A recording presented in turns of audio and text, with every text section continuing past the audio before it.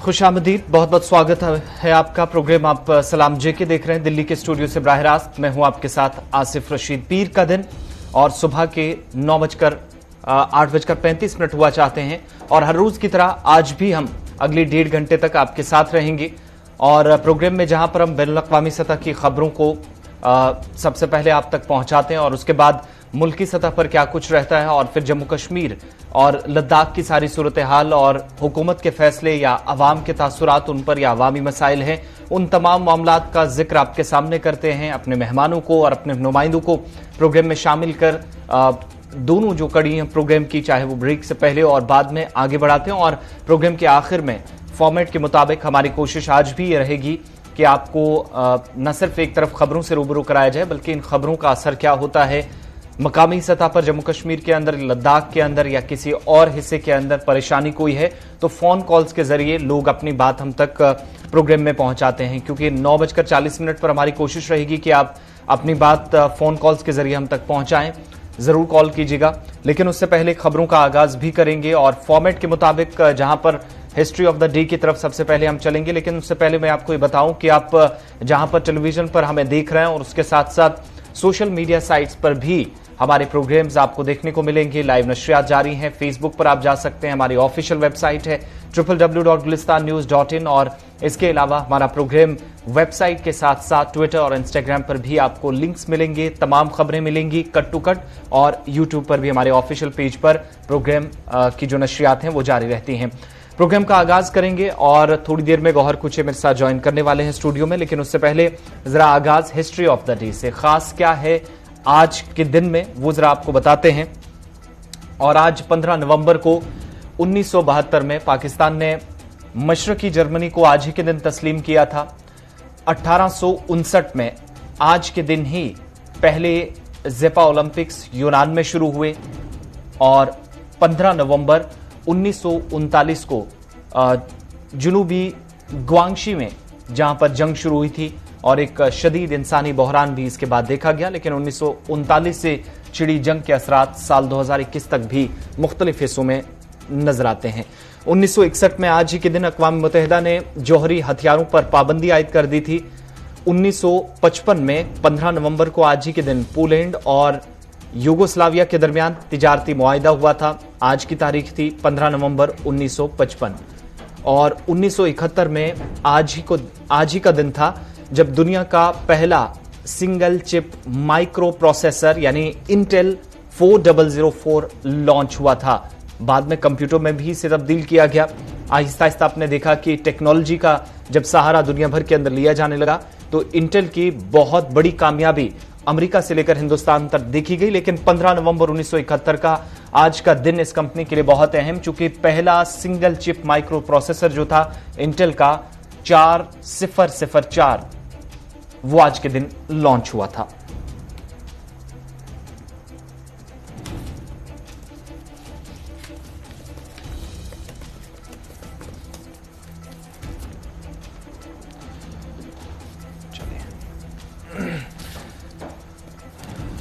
चलिए अब बढ़ते हैं आगे। शुरुआत जरा खबरों की करते हैं और स्टूडियो में मेरे साथ ही गौहर कुछ इस वक्त ज्वाइन कर चुके हैं। आगाज सबसे पहले बैनुल-अक़वामी खबरों से करेंगे और आपको बताएंगे कि भारत और रूस के दरमियान जो स्ट्रेटेजिक एतबार से या दिफा के शोबे को मजबूत करने के लिए कोशिशें साल 2018 से तेज हुई थी, उसका अब नतीजा जो है वो आहिस्ता आहिस्ता सामने आने लगा है। S-400 मिसाइल की फराहमी का सिलसिला अब भारत को शुरू हो गया है। बाकायदा जो रूस और भारत के दरमियान स्ट्रेटेजिक शराकतदारी को बेहतर करने के लिए S-400 फिजाई दिफाई निजाम जो है उसकी फराहमी शुरू कर दी है। चीन और तुर्की पहले से ही S-400 फिजाई दिफाई निजाम इस्तेमाल कर रहे हैं, लेकिन भारत और रूस के दरमियान पार्टनरशिप और साल 2018 में एक मुआहिदा हुआ, दस्तखत हुए दोनों मालिक के दरमियान और बिलाखिर अब इसके तहत दोनों मालिक ने एक साथ आकर इस पार्टनरशिप को मजीद आगे ले जाने की न सिर्फ कोशिश की है बल्कि बाकायदा जो हिंदुस्तान की तरफ से साल 2018 में रूस से कहा गया था कि वो तुर्की और चीन जो इस्तेमाल करते हैं आज के वक्त में S-400 मिसाइल, वो फौरी तौर पर भारत को भी दे सकता है अगर वो इस स्ट्रेटेजिक पार्टनरशिप जो दोनों की थी उसका वो इसे हिस्सा बनाए। बड़ी बात इसमें यह है कि मिलिट्री इसे सरहदी इलाकों में बहुत ज्यादा इस्तेमाल कर सकती है। और जो सैंक्शन थी इसकी, वो आपको याद होगा कि तकरीबन इसकी जो कीमत है वो US $5 बिलियन बनती है। साल 2018 में ये डील हुई थी, लेकिन मुसलसल अमेरिका की तरफ से भी इस तरह के फिजाई निजाम को इस्तेमाल करने पर अपनी बात रखी जा रही थी और इस पर सैंक्शंस लगाने की बात कही जा रही थी। लेकिन S-400 trim surface to air, यानी जो जमीन से फिजा तक मार करने के काबिल है, वो S-400 मिसाइल जो है भारत को फराहम करने का आगाज हो गया है। और सप्लाई जो है S-400 एयर डिफेंस सिस्टम की, वो भारत को शेड्यूल के मुताबिक होने जा रही है। और दिमित्री शुगोव जो कि डायरेक्टर हैं Russian federal service of military technical corporation के, उनकी तरफ से इसकी वजाहत की गई है कि जो भारत और रूस के दरमियान मुआहिदा साल 2018 में अक्टूबर के महीने में हुआ था, नवंबर आते आते साल 2021 में अब उनकी फराहमी का सिलसिला भी शुरू हो गया। यानी ये जो 3 साल थे, इनके दौरान पूरा प्रोसेस मुकम्मल हुआ और अब बाकायदा दिमित्री शुगेव जो कि डायरेक्टर हैं Russian federal service of military technical corporation के, जिसके पास ये सारा निजाम बनाने का तरीकाकार है, जो S-400 मिसाइल्स को तैयार करता है, जो चीन और तुर्की इससे पहले इस्तेमाल करते हैं। अब रूस से भारत आने का सिलसिला भी शुरू हो चुका है। चलिए, ये थी भारत और रशिया के हवाले से खबर, दिफाई हवाले से खबर। जिस तरह से अब S-400 भारत के पास भी आएगा। बढ़ते हैं आगे, बात जरा अब तालिबान की भी करते हैं, अफगानिस्तान की भी करते हैं। अफगानिस्तान के अंदर तालिबान ने काबुल में ताकत का मुजाहरा किया और साथ ही साथ तालिबान के जो फोर्सेज है उनकी जानिब से अमरीकी साख्त हथियारों के साथ फौजी परेड की है। ये काबुल के अंदर ही परेड में तकरीबन 250 नए तरबियत याफ्ता फौजियों की ग्रेजुएशन से मुंसलिक थी और साथ ही साथ M-17 हेलीकॉप्टर का भी परेड में किया गया है इस्तेमाल। ये अफगानिस्तान के अंदर हुआ है। अफगानिस्तान में तालिबान अफवाज की जानिब से उन्होंने अपनी ताकत का मुजाहरा किया है। जिस तरह से दाइश की जानिब से वहां पर आए रोज धमाके भी किए जाते हैं। हमने देखा कि लगातार कई जुमा के दौरान, नमाज जुमा के दौरान भी धमाके हुए हैं और इस सिलसिले में अब तालिबान की जानिब से भी अपनी ताकत का मुजाहरा किया जा रहा है और परेड भी किया जा रहा है और अपनी ताकत का मुजाहरा किया जा रहा है। इसमें बड़ी बात यह है कि अमेरिका का जब फौजी इनखला मुकम्मल हुआ तो उसके बाद से एक बहुत बड़ी हथियारों की खेप मुख्तलिफ सूबे, 34 सूबों में से तकरीबन 13 से 14 ऐसे सूबे थे अफगानिस्तान के, जहां पर अमेरिका अपने हथियार बहुत बड़े पैमाने पर छोड़ गया था। बहुत जगहों पे जो जखीरा था हथियारों का, हालांकि उसको जाते वक्त अमेरिकन फोर्सेस ने तबाह भी कर दिया था ताकि इसका कहीं पर गलत इस्तेमाल ना हो। लेकिन इन सब के बीच में आपको बताएं, जो हथियार इस वक्त अमेरिकन फोर्सेस इस्तेमाल करती है, काबुल के अंदर बहुत बड़ी खेप हथियारों की थी और अमरीकी साख्ता हथियारों का इस्तेमाल अब तालिबान ने किया है। फौजी परेड हुई है, 250 नई जो तरबियत याफ्ता फौजियों की ग्रेजुएशन से मुंसलिक की परेड थी, जिनको अब शामिल किया गया फौज में तालिबान की तरफ से। और M-17 हेलीकॉप्टर का भी इस परेड में इस्तेमाल किया गया। बाकायदा सड़कों से लेकर हवा तक तालिबान ने ताकत का मुजाहिरा करते हुए अमेरिका के अंदर बनने वाले न सिर्फ हथियार, बल्कि 20 साल की तवील अरसे की अफगानिस्तान के अंदर जो जंग अमेरिका ने लड़ने की कोशिश साल 2001 से शुरू की थी, 2021 आते आते खत्म हुई मार्च अप्रैल तक। उस कोशिश के बीच में MI-17, MI-17 helicopter, M4 assault rifles और दीगर कई जो फिजा में जो है जदीद हथियार इस्तेमाल होते हैं, जंग के दौरान अमेरिकन की तरफ से यूज काफी ज्यादा किए गए, उन अमेरिकी साख्ता हथियारों का तालिबान ने अब इस्तेमाल किया। और यह इस्तेमाल कब हुआ? एक परेड के दौरान। सड़कों पर भी मुजाहिरा किया गया ताकत का। और 250 नए जो कैडेट्स हैं जिनकी ग्रेजुएशन मुकम्मल हो चुके हैं, अब वो अफगान आर्मी में शामिल होंगे, बल्कि तालिबान आर्मी कह लीजिए उसमें शामिल हो चुके हैं। उनके पासिंग आउट परेड के मौके पर तालिबान की तरफ से ये तमाम चीजें दिखाई गई।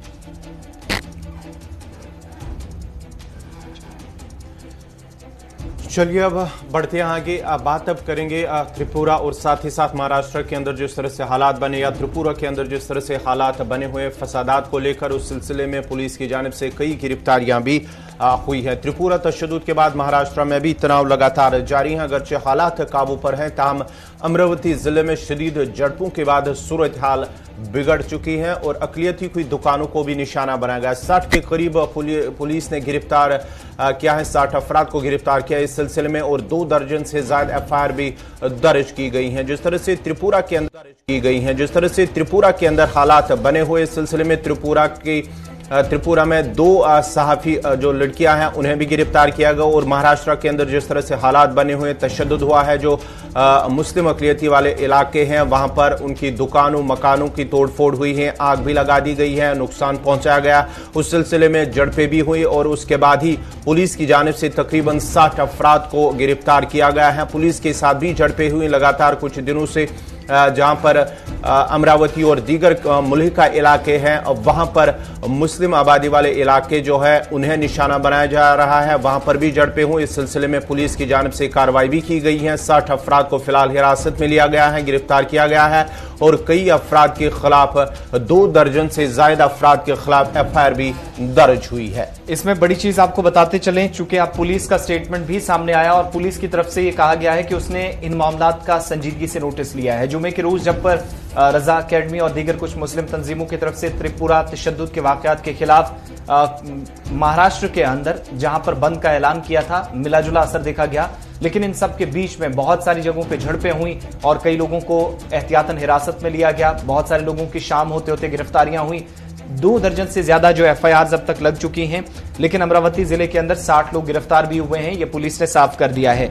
कोतवाली एरिया के अंदर मुख्तलिफ मीडिया रिपोर्ट्स के मुताबिक बताया यह जा रहा है कि विश्व हिंदू परिषद हो, बजरंग दल हो, बीजेपी हो या महाराष्ट्र नवनिर्माण सेना, इन तमाम जमातों के या तंजीमों के कारकुनान जो है वो जमा होते देखे गए, वो भी तशद्दुद का शिकार बने। लेकिन उनकी तरफ से भी जो अक़लियतें हैं उनको निशाना बनाया गया।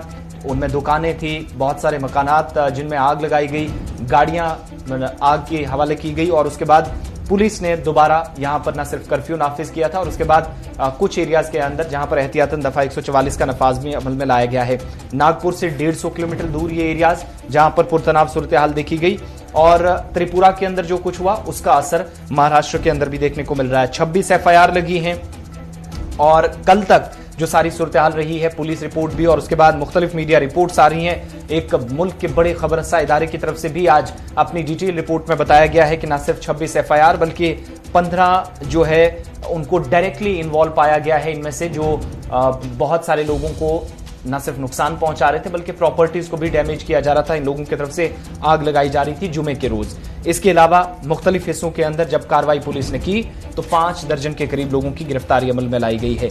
ये एक तरफ की बात। अब जरा रुख करते हैं दारुल हुकूमत नई दिल्ली का। चूंकि फिजाई आलूदगी को कम करने के लिए, पॉल्यूशन से बचने के लिए इकदाम क्या किए गए हैं, इस पर आज एक बहुत बड़ा इम्तिहान दिल्ली हुकूमत का है। चूंकि फिजाई आलूदगी में फिलहाल तो कोई कमी नहीं देखी जा रही है, एयर क्वालिटी इंडेक्स 500 से ऊपर भी जा चुका है। दिल्ली हुकूमत आज सुप्रीम कोर्ट में लॉकडाउन की तजवीज पेश करने जा रही है, जिसके लिए पहले ही उन्हें मशवरा अदालत की तरफ से दिया गया था।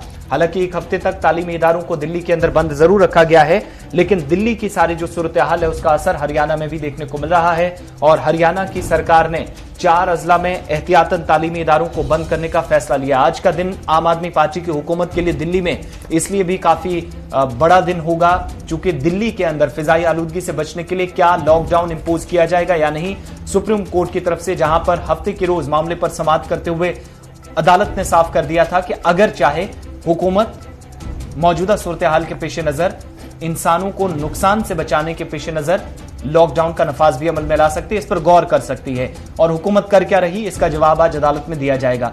दूसरी बात यह कि हरियाणा के अंदर जहां पर एयर पॉल्यूशन 4 मुख्तलिफ अजला के अंदर बहुत ज्यादा बढ़ रहा है, इंतजामिया ने अब एहतियातन तालीमी इदारों को कल शाम से ही बंद करने का फैसला लिया। अगले 4 रोज तक ये बंद रहेंगे। जी हाँ, दिल्ली फिजाई आलूदगी को लेकर जहां 2 रोज कबल ही सुप्रीम कोर्ट के अंदर समाअत हुई है, जहां पर सुप्रीम कोर्ट के chief justice of India N V Ramana ने दिल्ली सरकार के साथ साथ मरकजी सरकार की भी फटकार लगाए और ये तजवीज़ की कि लॉकडाउन लगाया जा सकता है। उसके बाद ही शाम देर गए फिर दिल्ली सरकार की जानिब से तालीमी इदारों को बंद करने के अहकाम जारी किए गए और सरकारी मुलाजमीन को घरों से ही काम करने की इजाज़त दी गई है, हिदायतें दी गई। उसके साथ साथ ही तामीराती कामों पर भी 17 नवंबर तक उन्हें रोक लगा दी गई और आज इस सिलसिले में दिल्ली सरकार सुप्रीम कोर्ट के अंदर एक तजवीज़ पेश करेगी लॉकडाउन के लेकर, या इससे क्या खतरात होंगे, इससे क्या कुछ नुकसान हो सकता है अगर लॉकडाउन होगा, और वो इस हवाले से अपनी तजवीज़ आज सुप्रीम कोर्ट के अंदर पेश करेगी। अब सुप्रीम कोर्ट के अंदर क्या कुछ होगा ये तो 11 बजे के बाद ही आएगा सामने कि क्या कुछ होगा, उस तजवीज़ पर सुप्रीम कोर्ट क्या कुछ अपना फैसला सुनाएगी। तो बढ़ते आगे बात अब करेंगे कांग्रेस के साथ साथ बीजेपी, जिस तरह से उत्तर प्रदेश के अंदर सियासी सरगर्मियां तेज ही आने वाले इंतखाबात को लेकर सियासी हलचल दोनों पार्टियों के दरमियान, हिज़्ब इक़्तिदार और हिज़्ब इख्तिलाफ जमातों के दरमियान बयानबाजी का सिलसिला भी लगातार जारी है। उत्तर प्रदेश इंतखाबात से कबल ही सियासी सरगर्मियां लगातार जारी हैं। कांग्रेस का तमाम निशस्तों पर उम्मीदवार उतरने का ऐलान किया गया है यूपी के अंदर, और साथ ही साथ बीजेपी की रैलियों का सिलसिला भी लगातार तेज हुआ है। हिज़्ब इख्तिलाफ पर भी हमले लगातार जारी हैं बीजेपी की जानिब से। कांग्रेस की जनरल सेक्रेटरी प्रियंका गांधी वाड्रा, जो कि पार्टी के फील्ड वर्कर्स को एक बार फिर न सिर्फ मशवरे दे रही थी बल्कि 403 जो असेंबली इंतखाबात हैं उनके लिए बाकायदा पूरी रियासत के अंदर तैयारियां तेज की जाएं और जिन जिन एरियाज के अंदर ग्राउंड को मजीद मजबूत करने की और पार्टी को मुस्तहकम करने की कोशिशें होनी चाहिए वहां पर काम किया जाए, इस बात को यकीनी बनाने पर जोर दिया। लेकिन एक बात का कम से कम प्रियंका गांधी ने इशारा कर दिया है कि समाजवादी पार्टी के साथ या बसपा के साथ किसी तरह का प्री पोल अलायंस जो है उस पर जो अटकलें लगाई जा रही थी, जो कुछ खदशात थे उन पर फिलहाल जो है वो लगाम लगा दी है और उन्होंने रैली के दौरान ये साफ किया कि फिलहाल उनकी तैयारी जो है वो पूरी 403 जो सीटें हैं उन पर उम्मीदवार उतारने का ऐलान है किया जाना है, बल्कि बाकायदा इसके लिए फहरिस्त भी तैयार की गई है। हो सकता है कि जैसे जैसे इलेक्शन की डेट सामने आई, जैसे ज़ाब्ता इख्तियार नाफिज किया जाएगा, तो उन सारी चीजों के बीच में इस स्ट्रेटेजी में किसी तरह की तब्दीली जरूर देखने को मिली। लेकिन एक तरफ जहां पर कांग्रेस ने सारी सीटों पर अपने उम्मीदवार खड़ा करने का ऐलान जरूर कर सकती है, इसका इशारा दे दिया प्रियंका गांधी वाड्रा ने। इससे ये चीज साफ हो गई कि शायद कोई बड़ा अलायंस इस बार भाजपा के खिलाफ रियासत के अंदर नहीं होगा। लेकिन कांग्रेस के साथ बीजेपी की तरफ से भी तैयारियां की जा रही हैं। स्वतंत्र देव सिंह, जो कि रियासती सदर हैं बीजेपी के, उन्होंने पार्टी कारकुनान से साफ कहा कि वो दलितों के घर जाएं, चाय पिए, उनके साथ लंच करें और उन्हें कहें कि वोट बीजेपी को दें, जिस पर उनकी तनकीद भी काफी ज्यादा हो रही थी कि इंतखाबात के करीब आते आते उनने इस तरह की गेम खेलने की कोशिश की। लेकिन ये तमाम सियासी जमातें इस वक्त कर रही हैं अपने अपने हिसाब से प्रेस कॉन्फ्रेंसेज, प्रोग्राम्स करके, रैलियां करके, और इन रैलियों में एक दूसरे पर हमलावर हैं। लेकिन फिलहाल इंतजार इस बात का कि क्या कोई बड़ा अलायंस जो है वो सामने आ सकता है। बीजेपी जो सबसे बड़ी दावेदार इस वक्त मानी जा रही है, जो बहुत सारे फिगर्स सामने आए या जिन आदादोशुमार को मुख्तलिफ मीडिया रिपोर्ट्स में शाया किया जा रहा है, उससे पता चल रहा है कि बहुत सारे एरियाज में सबकत हासिल है। लेकिन मुकाबला सख्त होने वाला है। उससे पहले कांग्रेस ने कुछ चीजें क्लियर कर दी हैं कि वो तमाम कैंडिडेट्स को तमाम सीटों के ऊपर इस बार उतारने के लिए तैयारी कर रही है। बात अब जरा अदाकारा कंगना रनौत की करते हैं, जिनके लिए मुश्किलें बढ़ने वाली हैं, बल्कि बढ़ती जा रही हैं हर गुजरते दिन के साथ। गुज़श्ता दिनों राष्ट्रपति भवन के अंदर एक तकरीब हुई जहां पर उन्हें पद्मश्री अवार्ड से नवाजा गया और अब उनके खिलाफ कार्रवाई हो सकती है, जिसका बाकायदा इशारा आजादी भीख थी वाले बयान पर अब वो फंसती नजर आ रही है। और जो खवातीन के लिए कमीशन है, दिल्ली विमेंस कमीशन, इसकी सदर ने अब हुकूमत से मुतालबा किया है कि वो कंगना ने जो बयान दिया हालिया दिनों में, बल्कि 3 रोज पहले जो बयान उनका सामने आया है, जिसके खिलाफ मुख्तलिफ रियासतों के अंदर एहतजाज हुए, मुकदमा भी कई हिस्सों में दर्ज किया गया, अब उनसे अवार्ड वापस लेने की मांग दिल्ली विमेंस कमीशन की चीफ की तरफ से भी कर दी गई है।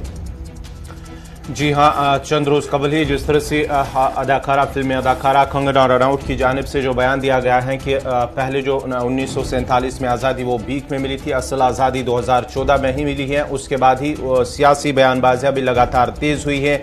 अब जो है दिल्ली वुमेन कमीशन की जानिब से सदर हिंद को ये अपील की गई है, दरख्वास्त की गई है कि उनसे अवार्ड वापस लिया जाए। चंद रोज कबल ही उन्हें पद्मश्री अवार्ड दिया गया है, उससे नवाजा गया है। उसके बाद ही ये लगातार उस पर तनकीद भी की गई है। जहां हिज़्ब इख्तिलाफ की जमातों की जानिब से, मुख्तलिफ सियासी लीडरान की जानिब से या दीगर जो सियासी तंजीमें हैं उनकी जानिब से इसकी तनकीद की गई है कि इसने ऐसा बयान क्यों दिया, कैसे दिया। उसको लेकर जो है नवाब मलिक की बात करेंगे, उनकी जानिब से भी ये कहा गया है कि उन्हें सरकार को चाहिए कि इसे अवार्ड वापस लिया जाए। अब दिल्ली वुमेन कमीशन की जानिब से उन्हें सदर को अवार्ड वापस लेने का मुतालबा किया है। पद्मश्री अवार्ड की फहरिस्त में वो भी शामिल थी और उन्हें अवार्ड दिया गया गुज़श्ता दिनों, जहां पर दिल्ली विमेंस कमीशन की जो चीफ हैं वो सामने आई हैं, लेकिन उनके साथ साथ स्वाति मलिवाल की तरफ से सदर हिंद रामनाथ कोविंद को एक खत भी लिखा गया इस सिलसिले में और उनसे दरख्वास्त की है कि वो कंगना का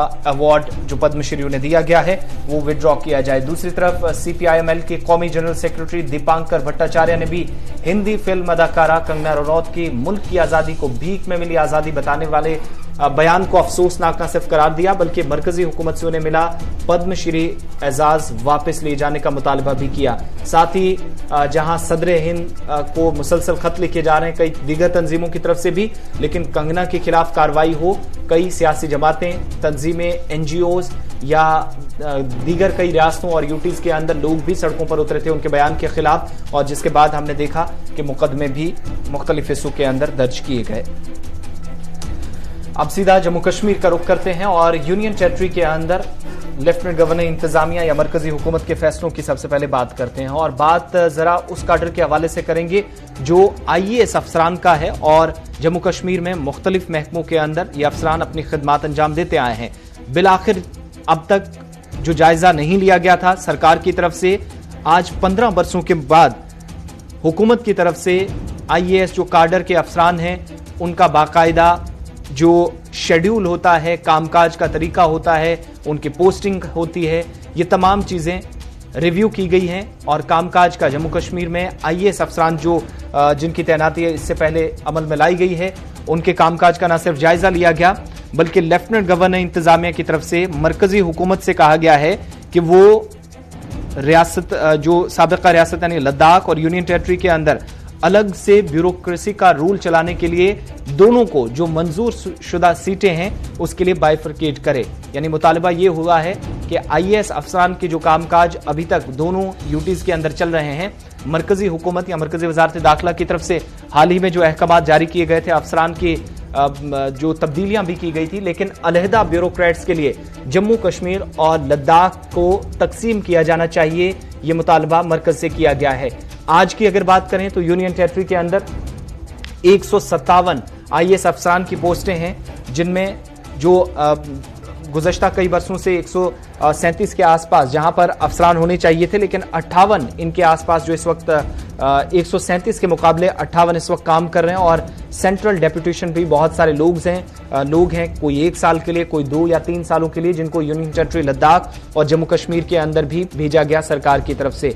वहीं जराया का ये कहना है कि काडर रिव्यू जो है, जो पिछले 15 बरसों से पेंडिंग पड़ा हुआ था और कई मीटिंग्स भी होती रही यूनियन टेरिटरी के अंदर department of personal and training की, लेकिन कई बार मुशावरत होने के बावजूद भी या मीटिंग्स होने के बावजूद भी 15 बरसों तक इस काडर के मुतालिक कोई रिव्यू नहीं हो पाया है। कश्मीर ब्यूरो चीफ हिलाल हंजूरी हमारे साथ हैं, बहुत शुक्रिया हिलाल ज्वाइन करने के लिए। मजीद तफसीलात फराहम कीजिएगा, क्या मतलब है काडर रिव्यू करने का जम्मू कश्मीर के लिए जो सरकार की तरफ से किया गया है और बाइफरकेशन होनी चाहिए तकसीमकारी काडर के मामले में यूटी लद्दाख और जम्मू कश्मीर की, इसको क्या मतलब इसका समझा जाए? देखिए आसिफ, जैसा कि आपने खुद ही कहा कि 137 IAS अफसरान जो है वो जम्मू कश्मीर में होने चाहिए जी, और इसके इंक्लूडिंग जब हम देखते हैं लद्दाख के अंदर भी, लेकिन इसके अगेंस्ट जब हम देखते हैं तो सिर्फ 58 ऐसे अफसरान है जो जम्मू कश्मीर के अंदर तैनात है। इसका मतलब आप समझ सकते हैं कि जितने डिपार्टमेंट्स जम्मू कश्मीर के अंदर है या जितनी डिपार्टमेंट्स की विंग्स है उसके लिए सफिशिएंट जो IAS काडर है वो नहीं है। इस तरह से जो ये रिव्यू किया गया है, काडर रिव्यू किया गया है, इसके तहत ये चीज देखी गई है कि गुंजाइश कितनी है, जरूरत कितनी है और अफरादी कुव्वत अभी इस वक्त कितनी है। क्योंकि जम्मू कश्मीर के अंदर आप मुख्तलिफ IAS अफसरान देखेंगे जिन्हें मुतअद्दिद या दर्जनों पोर्टफोलियोज जो है नफीज किए गए हैं। तो इस तरह से दर्जनों पोर्टफोलियोज के साथ, दर्जनों महकमों के साथ वो इंसाफ नहीं कर पाते हैं। नतीजा क्या होता है कि फिर काम में भी डिले हो जाता है। जब फाइल अप्रूव करनी होती तो उसमें भी जो है फर्क होता है, क्योंकि अलग अलग डिपार्टमेंट्स जो है उसके लिए अलग अलग ऑफिसरान या कंसर्न कमिश्नर सेक्रेटरी से लेकर डायरेक्टर लेवल तक के जो अफसरान है वो नहीं है। तो नतीजा ये हुआ है कि जम्मू कश्मीर के अंदर जो एडमिनिस्ट्रेटिव स्तर पर काम होने चाहिए लोगों के, स्टेट के, यूटी के, तो उसमें काफी डिले हो गया है। अब लेफ्टिनेंट गवर्नर इंतजामिया की जानिब से जो ये कदम उठाया गया और कहा गया है कि इसमें रिव्यू होना चाहिए, और अब एक और सफर इसमें यूं है कि रिव्यू तो क्या और इसकी इंप्लीमेंटेशन कब हो जाएगी, क्योंकि जराये के हवाले से जो खबर मिल रही है उसमें यही बताया गया है कि इस रिव्यू के दौरान इस चीज को बारीक बीनी से देखा गया है और परखा गया है कि जम्मू कश्मीर और लद्दाख के अंदर अफसरान की गुंजाइश कितनी होनी चाहिए, कितने अफसरान की जरूरत है। तो इस तरह से 137 से बढ़कर माना जा रहा है कि 150 के आसपास जो ऑफिशियल स्ट्रेंथ है वो जम्मू कश्मीर के अंदर बढ़ सकती है इस रिव्यू के बाद। लेकिन जैसे कि मैंने इससे पहले भी कहा कि अभी भी एक सफर तय करना है, वो ये है कि इंप्लीमेंटेशन कब होगी, क्योंकि जम्मू कश्मीर के अंदर जब कोई डिसीजन लिया जाता है, जब कोई रिकमेंडेशन आ जाती है, जब कोई रिव्यू किया जाता है, तो उसके बाद एक बड़ा मरहला इंप्लीमेंटेशन का होता है। और अब यही एक ख्वाब बना हुआ है कि इसकी इंप्लीमेंटेशन कब हो जाएगी, ताकि हर किसी दफ्तर के लिए, हर किसी ऑफिस के लिए, हर किसी पोर्टफोलियो के लिए अपना अपना ऑफिसर होगा जो ठीक तरीके से, बेहतर तरीके से अपने डिपार्टमेंट को समझे और उसके बाद उस डिपार्टमेंट के तई जो उन्हें खिदमात है, जो उन्हें रिस्पॉन्सिबिलिटीज है, वो वक्त पर अदा हो जाए। एक चीज और भी, क्या इसको इस तरीके से भी हम देख सकते हैं कि जम्मू कश्मीर और लद्दाख यूटी एगमुट में भी शामिल कर लिए गए हैं? वजारत दाखिला की तरफ से जो पार्लियामेंट के अंदर भी जानकारी दी गई थी, इन सब के का मकसद ये था कि जो गैप था, अफसरान कम है, कहीं पर पोस्ट खाली है, उनको फिल किया जाए। माजी में 15 वर्षों से ये तमाम चीजें ना होना जो जम्मू कश्मीर की हुकूमत कर सकती थी, पहले नेशनल कॉन्फ्रेंस कांग्रेस, उसके बाद बीजेपी पीडीपी गवर्नमेंट हो सकता था, क्या ये माने कि एक सियासत का हिस्सा बना रहा जिस पर किसी तरह का कोई डिस्कशन नहीं हुआ, या एक इल्जाम जो हमेशा पॉलिटिकल पार्टीज पर लगता आया कि वो अपने फेवरेट ऑफिसर्स को हमेशा इस पूरे काडर में शामिल करती रही हैं, उसकी वजह से अभी तक ताखीर हुई इस पूरे प्रोसेस में? देखिए, जब डेमोक्रेटिक सरकारें होती हैं उसमें आपने देखा होगा कि जो वुज़रा होते हैं उन्हें भी मुख्तलिफ पोस्ट और पोर्टफोलियोज होते हैं, और वहां डेमोक्रेटिक सरकारों में ज्यादातर अफसरान से ज्यादा, अफसरशाही से ज्यादातर जो वुज़रा की शाही होती है, जो कैबिनेट्स होते हैं, वो अपने पास जो इख्तियारात तफवीज रखते हैं, तो उन्हें ज्यादा कंसंट्रेशन उसी पे होता है। तो इसी वजह से वो अफसरों पर ज्यादा मुनहसर नहीं रहते थे, वो अपने कॉल पर जो भी कुछ कराना होता था कॉल पे किया जाता था, और हर ऑफिसर ऐसा करता भी था। तो इस तरह से वहां इसकी ज्यादा अहमियत नहीं बताई जाती थी। लेकिन जब गवर्नर डिस्पेंशन आ जाता है तो यहां एक गवर्नर, 3 या 4 एडवाइजर, ये उस कैबिनेट के बराबर नहीं हो सकते हैं। जिस तरह डेमोक्रेटिक सरकारों में 20 के करीब वुज़रा होते हैं, फिर एमओएस होते हैं, तो इस तरह से वहां पर इस तरह की चीज, हालांकि ऑफिशियल काम एक अलग अलग चीज है, जो काम ऑफिशियल कर सकता है वो एक मिनिस्टर नहीं कर सकता है, लेकिन फिर भी उसमें एक इन्फ्लुएंस जो है वो वजारत का रहता है, ओहदे का रहता है। और यही वजह है कि शायद आज तक जो ये रिव्यू नहीं हो पाया था, या आज तक भी डेपुटेशन पर काफी सारे अफसरान को भेज दिया गया है, ये उसी चीज का एक नतीजा हो सकता है। अदरवाइज जब हम जमीनी स्तर पर देखते हैं तो हर किसी डिपार्टमेंट का अलग अलग ऑफिसर या विंग का अलग अलग ऑफिसर होना चाहिए, ताकि आम लोगों के जो काम है वो वक्त पर भी हो जाए और मुनासिब तरीके से भी हो जाए। बहुत बहुत शुक्रिया। हिलाल हंजूरी, कश्मीर ब्यूरो चीफ, हमारे साथ थे और बात कर रहे थे सरकार के उस फैसले के मुतालिक जो जम्मू कश्मीर यूटी और लद्दाख को एकमुट में शामिल किया गया था। और एकमुट में शामिल करने का मकसद ये था कि दोनों यूटीज के अंदर अफसरान की जो कमी है उसको दूर किया जाए।